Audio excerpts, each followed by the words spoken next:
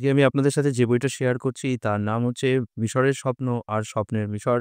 বইটিতে লেখক মিশর যখন ঘুরতে গিয়েছিলেন, সেই ঘুরতে যাওয়ার সেই কাহিনীও যেমন বর্ণনা করেছেন, পাশাপাশি বইটা যাতে বোরিং না হয় তার জন্য তিনি মিশরের ইতিহাস, তার ভূগোল, তার ঐতিহাসিক গুরুত্ব, প্রেক্ষাপট, পটভূমি ইত্যাদি সমস্ত গল্প এখানে আমাদের তুলে ধরেছেন।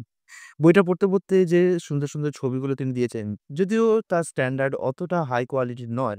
বাট তবুও যে ছবিগুলো তিনি দিয়েছেন সেগুলো আমাদের যে প্রেক্ষাপটটা রয়েছে যে কি ব্যাপারে বলছে সেগুলো বুঝতে বেশ ভালো সাহায্য করে। যেটা আমার মতে বইটা খুব ভালো কাজ করেছে লেখক। কারণ ছবির একটা গুরুত্ব আছে। একটা বইকে বোঝানোর জন্য তার ছবিটার মূল মর্যাদা রয়েছে। ছবি ছাড়া না সহজে কিছু বোঝানো আমাদের পক্ষে মুশকিল।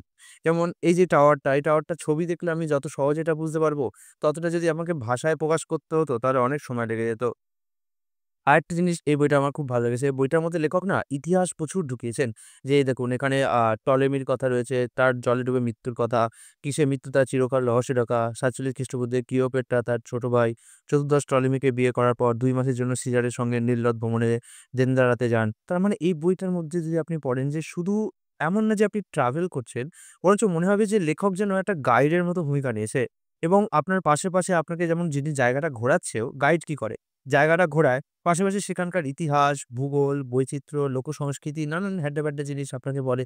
তো এই বইটা কিন্তু অনেকটা ভালো। ১ম দিকে সত্যি কথা বলব বইটা আমার অতটা ভালো লাগেনি এবং আমি বইটা ৩ বছর গ্যাপ রেখেছিলাম। ৩ বছর পরে যখন করোনার পরিস্থিতি শুরু হয়েছিল, তখন এই বইটাকে আমি আবার পড়তে শুরু করি। এই বইটা ২০১৪ সালে পাবলিশ হয়েছে।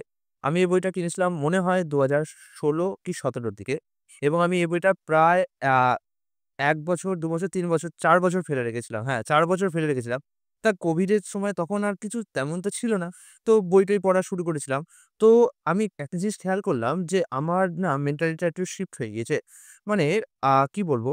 ২০১৪ কোভিডের আগে আমি একটু গল্প, উপন্যাস ধরনের বই পড়তে বেশি ভালোবাসছিলাম। কিন্তু ২০২০ ১৮, ১৯ এর পর থেকে আমি একটু প্রবন্ধ, একটুখানি ভ্রমণ, একটু ইতিহাস, ভূগোল, ঠিক আছে? একটুখানি টাকা কি করে মেকিং করা যায়, ব্যবসা কি করে করা যায়, স্টক মার্কেট, ইনভেস্টমেন্ট এই ধরনের বই পড়তে বেশি আগ্রহী হয়ে উঠেছিলাম। তো আমি দেখলাম যে এই বইটা ১ম আমার অতটা ভালো লাগেনি। কিন্তু এবার আমার খুব ভালো লেগেছে। তো তখন আমি ১ম বুঝতে পারলাম যে টেস্ট চেঞ্জ হলে না খারাপ জিনিসও অনেক সময় ভালো লাগে। তো কখনোই কোনো বইকে খারাপ, কোনো বইকে ভালো এভাবে আমি সরাসরি র‍্যাংক করি না। কারণ সেটা টেস্টের উপর নির্ভর করে। যেমন বিজ্ঞানের বইয়ের কথা গতকালকে বললাম যে আমি যেহেতু বিজ্ঞানের ছাত্র তাই জগদীশচন্দ্র বসুর যে আবিষ্কার সেটা আমার খুব ভালো লেগেছে পড়তে, বুঝতে ভালো লেগেছে। বাট যে ব্যক্তি বিজ্ঞানের ছাত্র নয় তার কাছে ওই বইটি কি অত ভালো লাগবে? তো এই কারণেই আমি বলছি যে যদি আপনি একটু ট্রাভেল ভালোবাসেন, ইতিহাস ভালোবাসেন, ভূগোল, সংস্কৃতি ইত্যাদি ভালোবাসেন তাহলে এই বইটা কিন্তু আপনার অনেক ভালো সাহায্য দেবে। যদিও আজকে ChatGPT এসে গেছে এবং AI এর জন্যে আমরা অনেক কিছুই জিজ্ঞেস করে নিতে পারি। কিন্তু তবুও বলব যে সবকিছু কি AI দিয়ে হয়? কারণ AI দিয়ে পড়ার পর অনেক কিছু জানা তো হয়ে যায়। কিন্তু ওই যে মনোযোগটা সেটা অনেকটা কমে যায়। যেমন আমি এই বইটা পড়তে গেলে আমাকে ৮ মিনিট ১০ মিনিট অন্তত মনোযোগ তো দিতেই হবে। ঠিক আছে? কিন্তু AI তে পটাপট পড়ে ১-২ সেকেন্ডের মধ্যে অ্যান্সার পেয়ে যাবে। তো সবকিছুর ব্যাখ্যা সবকিছু দিয়ে হয় না। কিছু সময় বইয়েরও দরকার আছে। যাতে অন্তত আমাদের যে attention span টা সেটা অন্তত আমরা ঠিকঠাকভাবে ধরে রাখতে পারি। যাই হোক অনেক কিছুই বললাম। আরেকটা জিনিস আমি এটার সাথে শেয়ার না করে পারছি না যে মিশর। এই মিশর নামটা ছোটবেলায় না আমাকে খুব ভাবাতো যে ইজিপ্টকে মিশর কেন বলা হয়? একবার একটা ইনসিডেন্ট হয়েছিল। ক্লাসে আমাদের মল্লিকা ম্যাডাম পড়াচ্ছিল ইতিহাস। তো তখন আমি ভাবছিলাম যে মিশর নামটা মিশর কেন? কেন বাঙালিরা মিশর বলে আর বাকি সবাই ইজিপ্ট বলে? তো ম্যাডাম কিছু একটা পড়াচ্ছিল আর ম্যাডামদের না কেমন যেন একটা চোখ থাকে। ঠিক টের পেয়ে যায় যে কে ক্লাসে অমনোযোগ রয়েছে। আর ঠিক আমাকে ধরেছে। এবার আমি তো এখন কি বলব? তখন আমি অবশ্য থতমত খেয়ে যেতাম। কিছু বলতে পারতাম না। শাই ছিলাম। সেলফ কনফিডেন্স এর অভাব ছিল। সত্যিই কথা। আমাদের স্কুল কলেজ না আমাদের সেলফ কনফিডেন্স কিন্তু কখনো শেখায় না। যাই হোক সেটা একটা আলাদা ব্যাপার। তো তখন আমি থতমত খেয়ে বলতেও পারিনি যে আমি কি ভাবছিলাম। তা আমি উত্তর দিতে পারিনি এবং তার জন্য শাস্তি হিসাবে বলেছিল যে লিখে আন।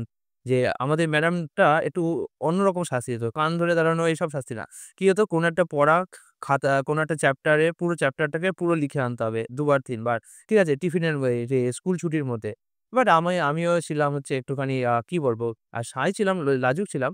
কিন্তু তার পাশাপাশি একটুখানি disobedient ও ছিলাম। মানে আ মানতাম না এরকম ব্যাপার-স্যাপারও আমার মধ্যে ছিল। তো আমি কি করেছি? আমি তো দেখেছি ম্যাডামরা খাতা-মাথা অত চেক করে না যে কতটা লিখেছে। আমি কি করেছি একটা আমি না লিখেই ছুটিতে চলে গেছি। আর পরের দিন অবশ্য ক্লাসে গিয়ে একটু ভয় লাগছিল যে যদি ধরতে পারে তো কি বলবে? বাট দেখলাম যে ধরতে পারেনি।